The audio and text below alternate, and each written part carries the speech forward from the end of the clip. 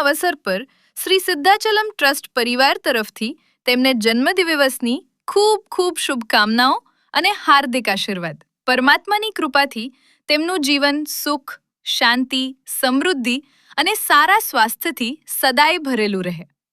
Kanta.